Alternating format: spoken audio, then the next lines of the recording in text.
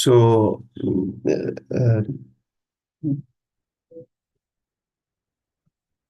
so there are we have various aspects of devotional life. Chanting is most important, reading, hearing, and all those things. So we were very much focused. Okay, he should chant. Why is he not chanting? I know other children are chanting. My son, when he will start chanting. So those thoughts used to come, and okay, he just wants to play instruments, but other things are not working out. So it was like at times it was frustrating. Why he's not taking interest in deity worship? Why is taking? So then, and after understanding from devotees that we should not force our spiritual practices on children. I mean, if how we have taken as a path voluntarily this path, let them also exercise their free will. So then we kept quiet. But internally we used to think that when that person would like to, when my child will actually take interest in it. But very lately we got to know that where is his interest is. I mean, his interest was there at that particular area from day one. But somehow we were thinking that he should do that those particular things. So his interest was in discussion, in philosophical discussion. My son has a lot of interest, a lot of interest. And we just thought, no, chanting, chanting, chanting. Why is not chanting? Why is not doing deity worship? Other children are so much happily they are doing deity worship. So when we got to know, okay, he wants to actually discuss, argue, and all those things. Then slowly we started. They have a school called FBT test, formula based test. So same way we invented FBT, Family Bhagavatam Time. So before we go to bed, we all three we take Bhagavatam, and there then we take shloka translation purport, and we pause certain time, and then we discuss with each other. He is very enthusiastically he take part in it. And if somebody is missing, he said, "Papa, let's bring Bhagavatam. Let's we study." So so that thing is actually really working out for us. We can relate to the contemporary world what's happening, and he himself has also come up with different various examples, which even I never thought how to express certain point with such a nice example. So those things are working out for me, and hopefully while reading Prabhupada purport and also and also is finding interest in now reciting the slokas. So those things are working out for me. So in nutshell, what I want to say is that our child may not do the certain things we want them to do, but we just need to find out that where is the interest actually, and there we need to focus and flourish it, help to flourish it. Hare Krishna.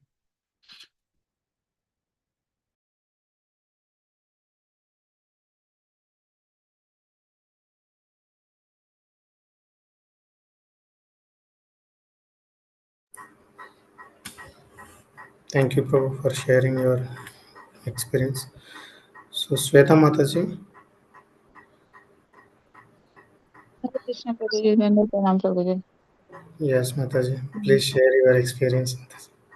Um, my journey is still in the middle, Prabhu. So that's the reason I was actually not volunteering.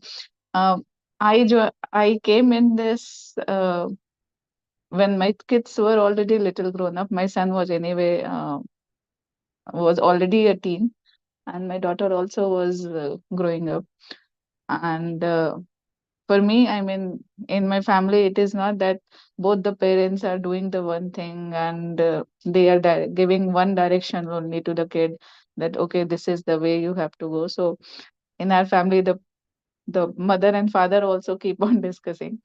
So I think, but that has given in one way, I may be wrong, but in one way, the kids got to know so many things and they got little freedom to choose or to think. They heard so many things in our daily discussion or arguments or whatever way you can say, where we agree, we disagree, we don't decide the same thing, do the same thing or agree on the same thing. So say they got to know so many things about different ways, and I won't say that they have committed themselves or they have selected a path on which they are going to stick. I don't know, but I feel that they are interested. Once upon a time, because in my family it was only me who used to keep the Ekadashi Vrata since many years, but no one else was. So it was not that it's a family tradition or something which kids see and follow. So I was just thinking whether they will keep or not or something. So, but I don't know how. I mean, very smoothly everyone started keeping. So I mean, few things kids just watch. From my perspective, they just watch, don't even need to say. So in my case, I believe they just watched, they had the freedom, they they they take their own decisions anyway. Now they are grown up, they don't listen, so I can't influence them by words. I can only influence them with my actions, and I think that's the only thing which works, Prabhu, for me. Thank you so much, Mataji, sharing your And thoughts. what about our very elderly uh, devotee? I mean, those who have elderly kids. Yugala Kishore Prabhu.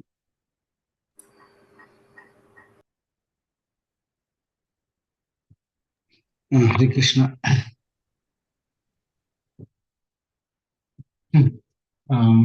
There are some points, Prabhu, other than Dhirlali Prabhu and Sweta Mataji. One thing which is common, I think both of them told that every kids has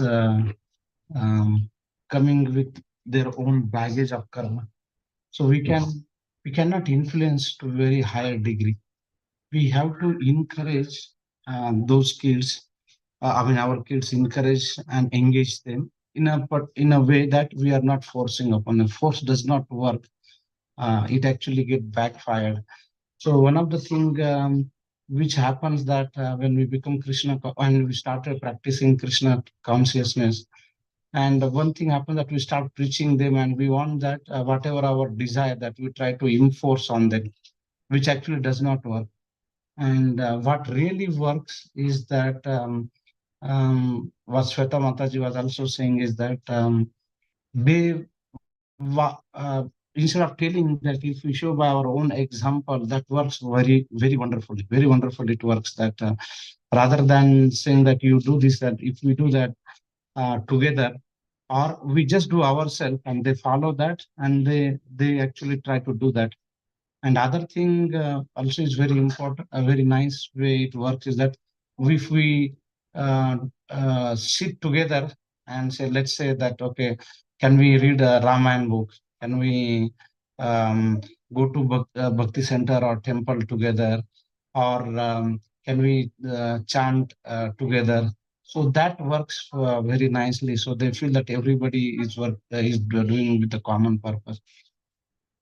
And the other important things which works is that most of the kids has a lot of learning things when the same contemporary students or contemporary kids are also doing. So their learning ability is much faster when they are actually learning together along with the contemporary students rather than they are learning along with the parents.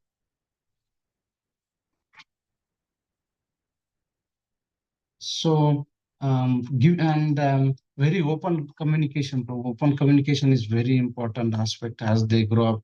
Otherwise, what happens that they will, if we don't give opportunity to express them, they will hide from us anyway. And if they hide us, so they will not speak. And there are many examples where the kids in the school itself, I'm talking about the other parents, not from the devotee, they don't talk to the parents many days together. Absolutely no communication with the parents. So open communication is very important, opportunity for them to express themselves, no forcing our emotions or thought on them, and they learn with the other kids very fastly. Some of the points.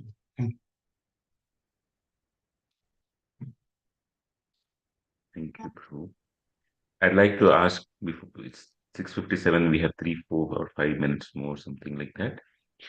One, Rajeshwari Pran Mataji, and second would be Pranavallabh Prabhu. So, Rajeshwari Pran Mataji. Hare Krishna Prabhu. So I'm still a struggling parent with a lot of things. But one thing in my case, because I have a lot of expectation on everything, so expectation on the children, it never works. And see them as they are. And as many other parents mentioned, I think they are looking from us some happiness. They don't need a lot of guidance at the children of my age. What I'm saying, they themselves are exploring and learning few things, but we should just say that okay, consequences of that 1 or 2 times, not more than that. And I'm very strong with my words with the children. That never works. They just want some nice words, some appreciation, a lot of appreciation. When we have appreciation at home, they won't look such kind of appreciation when they grow up. Or when they are nurtured at home, they don't look outside so much of love and other things. Of course, with friends and all, it's a different thing. But they have to be nurtured physically, emotionally, mentally by the parents and the community. Then they are protected, I feel, very well protected. What worked for me was I understood my children to some extent during COVID time while I was reading Bhagavatam with them. So I saw their different perspectives because I'm working, so I never spent much time with them. But during that time, an hour, at least an hour of reading or talking with them, it was an eye opener for me that what they are and what they are looking from the environment where they are living. Yeah, if I can summarize 2 things, one thing, don't expect a lot. That's from my point of view. They are individual and they have Krishna blessed abilities in them, and they will figure it out a way on themselves. We just need to guide and support them with their growth. That's it, bro. Thank you. Pranavallabh Prabhu. Hare Krishna Prabhu. From my side, I would say all Prabhujis and Mataji already told. Nagging is, we should not nag the children at all. So we should not force them to do something that they don't like at all. They will averse to the devotional service. Let's say if we want them to chant, if they don't like it, they don't want to chant at all. If we say chant, chant, chant, they'll say, I mean, by force, they'll do 1 round, but they will do it for a couple of days. After that, they'll stop completely. So this is what this doesn't work at all. So like Rajesh Mataji said, we have to encourage the children what they like, and particularly what I saw is for younger children, they like songs, they like to sing. If we can encourage towards that and give the opportunities, anyway, we are giving those opportunities with the help of Vinodini Mataji. So if we can encourage towards that and keep them, so they'll be very much engaged in a proper way. And one more thing I saw is what they particularly say is, you have been doing this devotion service from a long time. What is the change that you see in you that we have to practice? That question is coming up, Prabhu. So we have to be very careful in practicing our devotion service. We have to take deep shelter in Guru and Krishna, so that they also can see us practicing devotion service seriously, and they may start doing that. Thank you.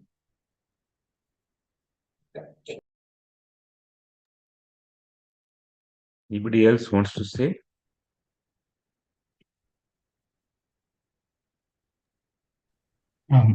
Hare Krishna, Prabhu. Just one points, couple of more points, Prabhu. Yeah, if it is okay, or we are only 705, Please. 703, I think.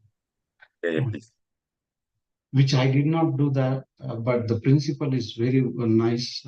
That one of the things that we think that this son or daughter that we have, it is our property actually. So there's a lot of attachment comes with that, and with that attachment, there comes an expectation, and so somehow or the other, if we use the principle of Maharaj would always say that Krishna has given this soul in our care, and it is coming with its own karma and all other things, and its project it's journey of Krishna consciousness.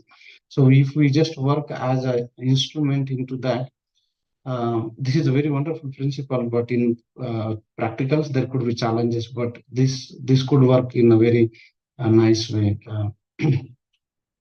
And second thing is that when we force Krishna consciousness, they feel that this it is a punishment. Like if we say that you have to do one round of chanting, so they feel that this is a punishment. And then Bhagavad Gita principle is that susukham kartum avayam, that Krishna consciousness is that which can give us a joy. So if we force and give as a punishment, that just like that, if you don't do these things, you have to do this. So that means Krishna consciousness becomes as a punishment. So rather than it should actually become a susukham kartum avayam. Thank you. Okay. Krishna Prabhu, just this punishment part, one little funny things coming in my mind. And one devotee, just little 30-second I'll share. So one devotee was, during question answer, he spoke to Maharaj. So he told his childhood thing. So whenever his mother had to punish him, he would ask him to chant. Like sometimes we are, we don't, certain things, certain punishment we give to the children.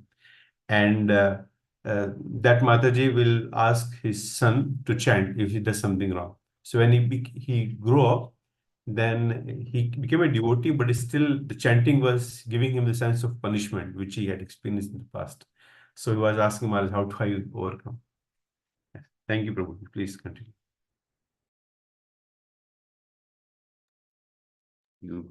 Hidekesha Prabhu, pause here and continue from tomorrow with the new lecture. No, Yes, we sure. want to hear from you, if possible, 1 or 2 minutes. We'll conclude this topic. Nothing much, Prabhu. I think you all said everything nicely. One of the things that was in my mind is while we speak, while the question was directed to children, I feel most of us are actually like that very same teenage children. Not much has changed between we being a child, when we were as a child and where we are right now. The difference is, as a child, the actions were explicit. As an adult, we have become very expert in covering up our actions.